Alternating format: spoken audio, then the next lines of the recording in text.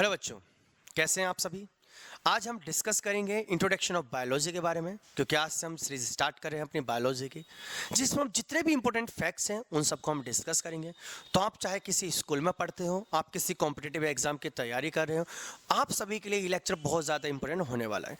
तो आज की जो हमारी क्लास है इसमें हमने एक छोटा सा एक इंट्रोडक्शन आप सभी के लिए लिखा है, जिससे कि आपको एक बार समझ में आ जाए कि बायोलॉजी होती क्या है, कौन कौन से साइंटिस्ट हैं जिन्होंने इसकी डिस्कवरी की है, और फिर आगे किस तरीके से हमको इसको पढ़ते हुए चलना है। तो आज हमारे इस फर्स्ट लेक्चर में हम बात करेंगे इंट्रोडक्शन ऑफ बायोलॉजी के बारे में। तो अगर बायोलॉजी को हमें पढ़ना स्टार्ट करना है तो इस टर्म को हमें दो पार्ट्स में डिवाइड करना पड़ता है। देखो, अगर मैं बायोलॉजी शब्द को आपको समझाऊं तो बायोलॉजी जो शब्द बना है ये दो टर्म से मिलकर बना है। फर्स्ट हमारे पास है बायो, जिसको हिंदी में कहते हैं हम जीव, और दूसरा हमारे पास है लॉजी, यानी कि अध्ययन, यानी कि विज्ञान। तो बायो का मतलब होता है लाइफ से। अगर हम बायो को टर्म को रिसर्च में जाते हैं तो बायो को मतलब होता है लाइफ, यानी कि आपके चारों तरफ आपको जितने भी ऑर्गेनिज्म नजर आते हैं, आपको प्लांट्स नजर आते होंगे, आपको बैक्टीरिया, अमीबा, ह्यूमन बींग्स आपको नजर आता होगा, कोई भी एनिमल्स आपको नजर आते होंगे, उन सब की अपनी एक लाइफ होती है। अगर आप उस लाइफ के बारे में अध्ययन करते हो तो उसको कहा जाता है बायोलॉजी। तो बायो मतलब जीवन, जीव किसी का भी जीवन लाइफ है जो भी किसी भी जीव की, और लॉजी माने होता है उसका अध्ययन। तो अगर आप किसी भी ऑर्गेनिज्म की लाइफ का अध्ययन करते हो तो उसको बायोलॉजी कहा जाता है। सबसे पहले जो हमारे एक साइंटिस्ट आते हैं जिन्होंने बायोलॉजी को ना थोड़ा सा एक लोगों के सामने रखा, उन्होंने बायोलॉजी को समझाया कि बायोलॉजी होती क्या है, किस तरीके से हमको इसको पढ़ना है। तो वो हमारे सामने साइंटिस्ट थे अरिस्टोटल, यानी कि अरस्तु। तो पहले साइंटिस्ट हमारे सामने आते हैं अरस्तु, जिन्होंने सबसे पहले बायोलॉजी की बात करी, और इसलिए हमने इनको कह दिया फादर ऑफ बायोलॉजी। तो आपके एग्जाम के लिए एक इंपॉर्टेंट क्वेश्चन बन सकता है कि किस साइंटिस्ट को फादर ऑफ बायोलॉजी यानी कि जीव विज्ञान का जनक कहा जाता है। तो सिंपल सा आंसर ध्यान रखना है, अरस्तु यानी कि अरिस्टोटल। इसके बाद दो साइंटिस्ट आते हैं हमारे 1801 में, दो हमारे इंपॉर्टेंट साइंटिस्ट आते हैं जिनका नाम है लेमार्क, जो फ्रांस से बिलोंग करते थे, और दूसरे हमारे पास साइंटिस्ट हैं जिनका नाम है टेविरेनस, जो कि जर्मन के थे। इन दोनों ने सबसे पहले बायोलॉजी टर्म का यूज करा। तो ध्यान रखना, बायोलॉजी टर्म जो दिया गया है वो इन दोनों साइंटिस्ट के द्वारा दिया गया है, लेमार्क एंड टेबरेनस के द्वारा। लेकिन जो बायोलॉजी की डिस्कवरी की है वो किसने की है, अरिस्टोटल ने की है, जिन्होंने सबसे पहले बायो के बारे में बात की थी। क्लियर हो गया ये। चलिए अब आगे समझते हैं थोड़ा सा और। अब जो हमारी बायोलॉजी है ना, इसको बायोलॉजी को हम दो पार्ट्स में डिवाइड करके पढ़ते हैं। एक हमारे पास कहलाती है वनस्पति विज्ञान, जिसको बोटेनी कहते हैं। दूसरी हमारे पास आती है प्राणी विज्ञान, जिसको जूलॉजी कहते हैं। अगर मैं आपसे वनस्पति विज्ञान की बात करूं तो वनस्पति विज्ञान का जो संबंध है वो होता है पेड़ पौधों से। मतलब जिस विज्ञान में हम पेड़ पौधों का अध्ययन करते हैं उस विज्ञान को कहा जाता है वनस्पति विज्ञान।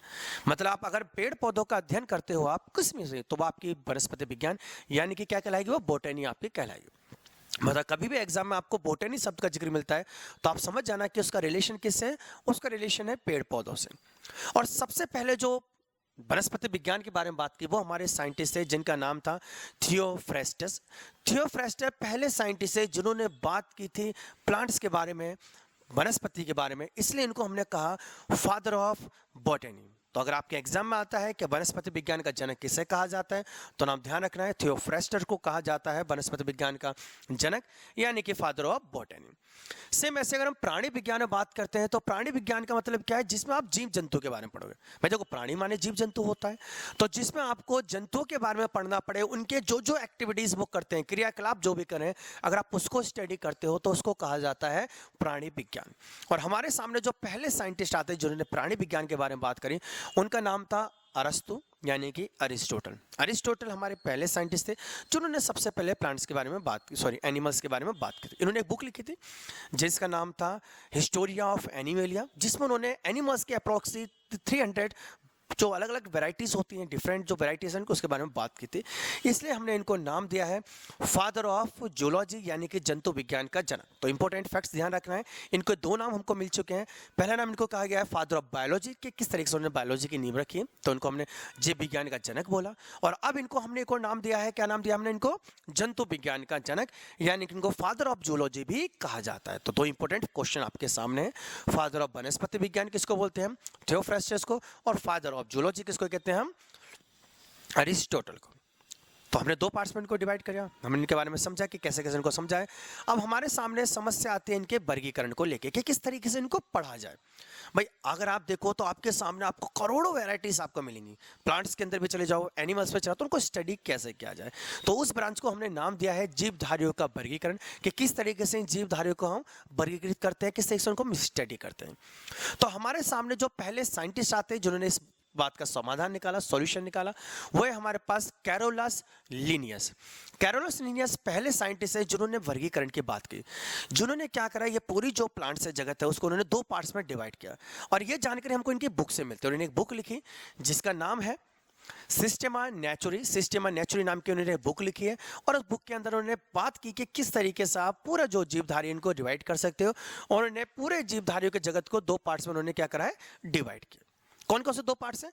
पहला पार्ट्स था हमारा एनिमल्स के लिए, यानी कि पादप के लिए। इधर पादप देखते हैं, ये हमारा एनिमल्स के लिए। पादप जगत को उन्होंने बोला है प्लांट किंगडम, और एनिमल जगत को उन्होंने क्या बोला है, एनिमल किंगडम।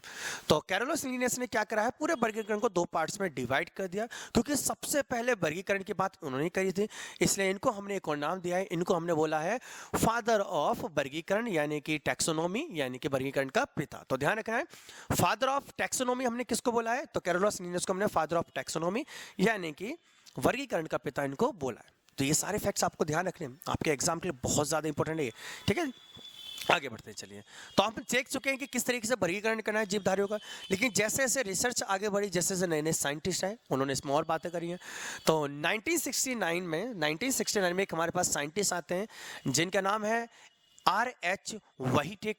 व्हिटेकर इनका नाम है, व्हिटेकर। इन्होंने क्या करा, अभी जो कैरोलस लिनियस ने दो पार्ट्स में डिवाइड किया था जीवों को, इन्होंने उनको 5 पार्ट्स में डिवाइड करा। तो उन्होंने क्या करा, इन्होंने पूरे प्लांट्स जो जितने भी हमने अभी देखी है ये किंगडम, इसको उन्होंने 5 जगत में यानी कि 5 किंगडम में डिवाइड किया। कौन कौन से 5 किंगडम है वो समझते हैं। पहला था मोनेरा, इन्होंने सबसे पहले मोनेरा में को देखा कि मोनेरा भी एक जगत है। उसके बाद आता है प्रोटिस्टा, फिर आता है हमारे पास कवक, यानी कि जिसको फंगी भी बोलते हैं। देन हमारे पास आता है पादप, जिसको हम प्लांटी कहते हैं। एंड नेक्स्ट हमारे पास आता है एनिमेलिया, जिसको एनिमेलिया कहा जाता है। तो वही टेकर ने क्या करा है कि जो कैरोलस लिनियस ने दो पार्ट्स में डिवाइड किया था, एक जंतु जगत में और एक पादप जगत में, उसको उन्होंने 5 पार्ट्स में डिवाइड कर दिया, जिसमें से पहला हमारे पास है मोनरा, सेकंड हमारे पास है प्रोटिस्टा, थर्ड हमारे पास है कवक, पादप एंड एनिमेलिया। क्लियर है।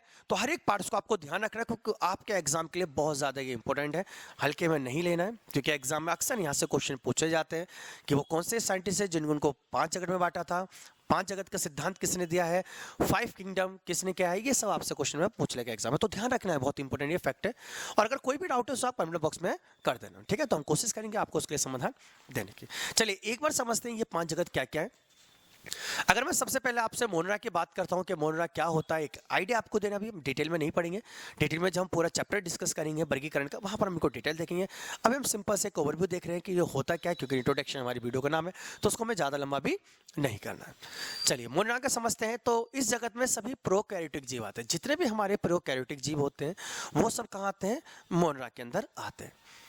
जैसे एग्जाम्पल के लिए देखते हैं हम, तो आपको जितने भी जीवाणु अपनी तरफ बैक्टीरिया नजर आते हैं, साइनोबैक्टीरिया आपको नजर आते हैं, तो ये सभी जो होते हैं हमारे आर्कोबैक्टीरिया हो गए, ये सब कहलाते हैं हमारे मोनरा। जैसे आप इस डायग्राम से समझो, तो ये सब किसके डायग्राम है, ये सब मोनरा के डायग्राम। चलिए नेक्स्ट जगत देखते हैं। नेक्स्ट हमारे पास आता है प्रोटिस्टा। प्रोटिस्टा क्या है, इस जगत में विविध प्रकार के एक कोशिका के जीव आते हैं, मतलब जिनकी शरीर एक कोशिका से बना होता है। हमने उन सभी को इसके अंदर कैटेगरी अंदर रखा है। ये जल के अंदर रहते हैं, एक्वेटिक होते हैं ये, और यूकैरियोटिक भी होते हैं। ध्यान रखना, वो प्रोकैरियोटिक थे, ये यूकैरियोटिक, और ये जलीय जीव हैं जो कि जल के अंदर, पानी के अंदर पाए जाते हैं। ये 2 प्रकार के जीवन पद्धति प्रदर्शित करती हैं। सूर्य के प्रकाश में ये पोषित करते हैं, वे प्रकाश के अभाव में इतर पोषित करते हैं। मतलब ये दोनों प्रकार का पोषण करते हैं। ये सूरज की उपस्थिति में भी कर सकते हैं और सूरज की अनुपस्थिति में भी ये कर सकते हैं सभी। जैसे कि एग्जाम्पल है इनके अमीबा वगैरह, इग्लिना, पैरामीशियम, ये सब किसके एग्जाम्पल है, ये सब हमारे प्रोटिस्टा के एग्जाम्पल होते हैं। समझ में आ गया। डिटेल में आगे देखेंगे, अभी मैं आपको सिर्फ एक ओवरव्यू दे रहा हूँ जिससे आपको एक आइडिया हो जाए कि बायोलॉजी क्या है और किस तरीके से हमको आगे से स्टडी करना है। चलिए नेक्स्ट हमारे पास आता है कवक।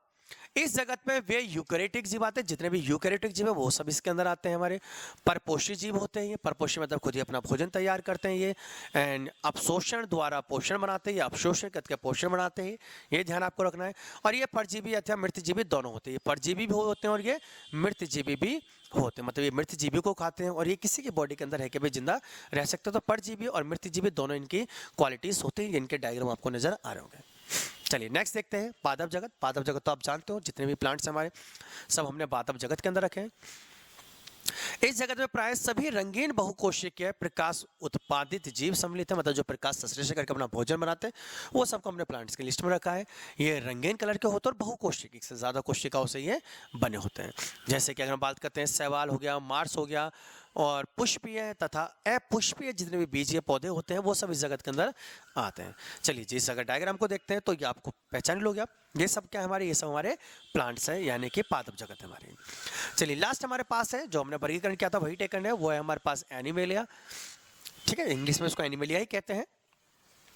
इस जगत में सभी बहुकोशिक जंतु आते हैं, जितने भी आपके सामने आपको जंतु नजर आते हैं वो सब इसके अंदर आते हैं।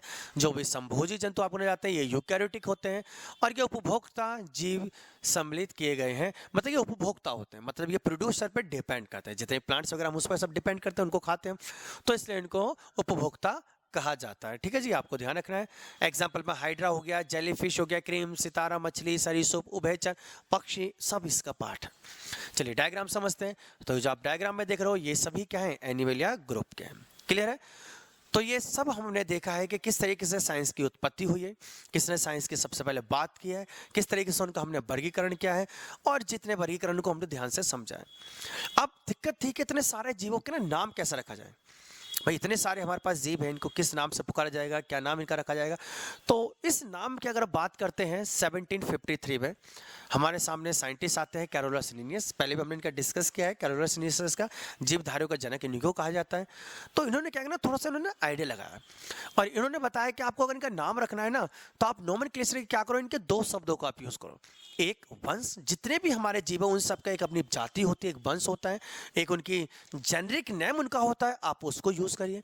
और दूसरा इनकी जो जाति है, जो स्पेसीज है, जिस जाति से ये बिलोंग करते हैं, आप क्या करो इन दोनों को मिक्स कर दो। और अगर इन दोनों को मिक्स कर दे तो आप किसी भी जीव का नाम रख सकते हो। एग्जाम्पल के लिए समझते हैं, जैसे अगर हम एग्जाम्पल की बात करते हैं मेढक की, तो मेढक की अगर हम बात करते हैं तो ध्यान रखना नाम का जो पहला लेटर वो क्या है, वो वंश से रिलेटेड है। तो इसका वंश होता है राणा और जाति इसकी होती है टिग्रीना, और हमने दोनों को मिक्स करा तो मेढक का साइंटिफिक नाम बन जाता है रैना टिग्रीना। क्लियर हो गया है? तो जो भी किसी भी एनिमल्स का आपको साइंटिफिक नाम मिलता है तो जो पहला लेटर होता है, पहला जो वर्ड है वो होता है उसके वंश को दिखाता है, वो उसके जेनरिक को दिखाता है, और जो लास्ट लेटर है वो उसकी जाति को दिखाता है।